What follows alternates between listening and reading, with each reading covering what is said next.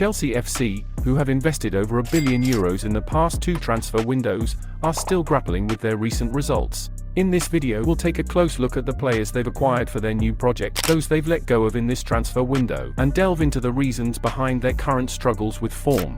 During the summer transfer window, Chelsea has witnessed several significant departures this summer window. Among their most striking moves was the transfer of Mason Mount to their Premier League rivals, Manchester United, in a high-profile deal worth £60 million.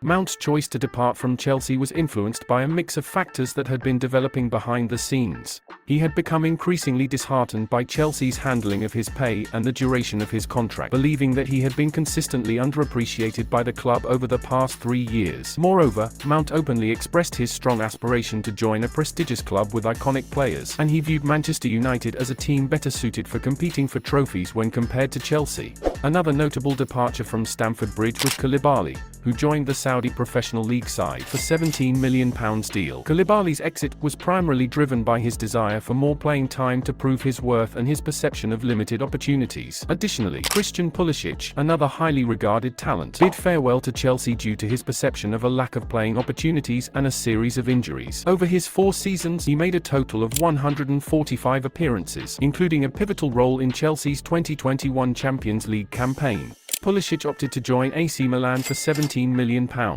Turning our attention to some of the notable free transfers that marked this summer's window, none was more significant than the departure of N'Golo Kante from Chelsea. Kante bid farewell to Stamford Bridge after an illustrious 7-year tenure. His destination surprised many as he inked a staggering £172 million contract with Saudi Arabian outfit Al-Ittihad. Given his advancing age and the allure of a substantial contract offer, Kante's decision to seek new horizons was seen by many as a sensible one. In a similar vein, another Chelsea veteran embarked on a new chapter in his illustrious career. Azpilicueta, who had been a loyal servant for 11 remarkable years, left Chelsea to join Atletico Madrid. He wanted to finish his career in Spain for family reasons. Now coming back to Mateo Kovacic left Chelsea to join Manchester City. Kovacic said he wanted to reach another level under manager Pep Guardiola. He also said he was ready to change environment after a really bad season at Stamford Bridge. The club also needed to sell to comply with financial fair play and trim a bloated squad. City paid £30 million.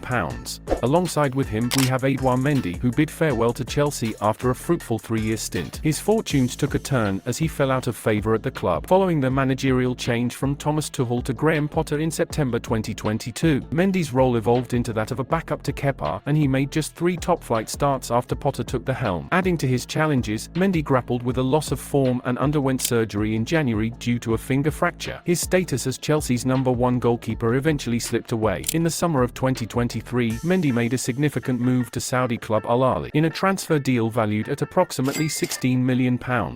Now, let's shift our focus to most expensive player sold by Chelsea. Kai Havertz, a prominent Chelsea player who left the club to join their Premier League rivals, Arsenal, for £65 million. Havertz's departure marked a significant move for both clubs. During his time at Chelsea, Havertz scored 32 goals in 139 appearances, making notable contributions to the team's success. However, he didn't always find himself in a position that played to his strengths. Often deployed as a lone attacker or in a false 9 role, Havertz expressed his discomfort in these positions. Chelsea's decision to part ways with Havertz was also influenced by a need to balance their financial books, particularly after significant spending of £530 million on new players over the past year.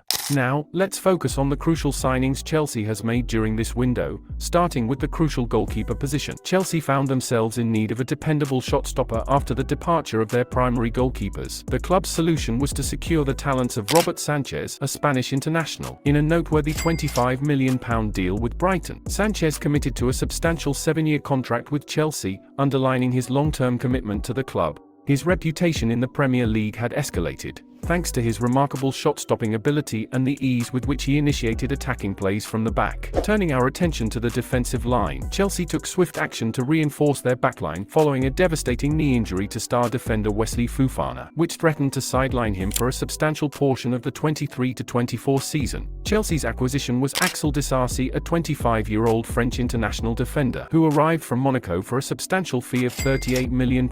His attributes included a commanding presence in aerial duels, an astute footballing intellect enabling him to read the game with precision, and the flexibility to step into the right-back position when the need arose. Shifting our focus to the midfield, Chelsea made significant investments, and one of the standout acquisitions was Cole Palmer. Palmer arrived at Chelsea in a high-profile £42.5 million transfer from Manchester City. His motivations for choosing Chelsea included the allure of a new project and the opportunity to reunite with Raheem Sterling. Another noteworthy addition to Chelsea's midfield ranks was Romeo Lavia, secured from Southampton in a deal valued at up to £58 million. Lavia, at the tender age of 19, was recognised as a promising talent who displayed maturity beyond his years. His attributes, including physicality, speed, and technical prowess, rendered him a valuable asset for the English top flight. Chelsea's most noteworthy acquisition during the summer window was Moises Caicedo, procured for a staggering British record sum of £115 million. Caicedo, a versatile midfielder from Ecuador, at 21 years old, he emerged as one of the most promising talents in the Premier League and European football. Caicedo typically operated in a deeper midfield role,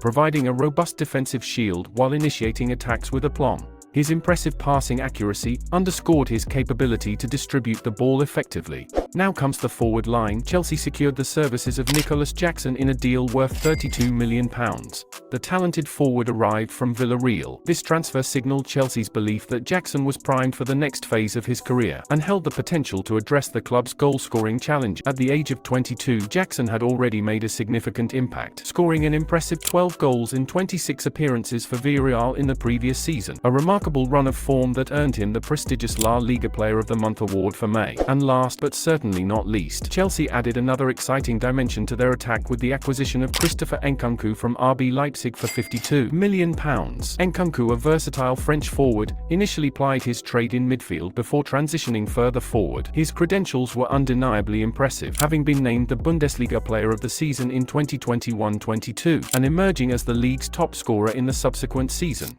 In conclusion, I understand that the recent outcomes might not seem to justify the significant investments made in the past two transfer windows. However, there are several factors at play here. Firstly, it's important to recognize that this is a new project, and building a cohesive and successful team takes time. The current squad is markedly different from the one we had just 2 seasons ago, and such transitions require a certain period of adjustment. Secondly, injuries have had a major impact on our recent performances. Key players like Reece James and Nkunku play pivotal roles within the squad, and when they are sidelined due to injuries for extended periods, it necessitates adapting with alternative options. Ultimately, patience is key. It's important to remain patient and have faith in the process. With time, dedication, and collective effort, we are confident that the results will eventually align with our ambitions. On this positive note, we wrap up this video. I hope you enjoyed the content, and if you did, please be sure to like this video and subscribe to our channel. Stay tuned for more updates, and we'll see you in the next video.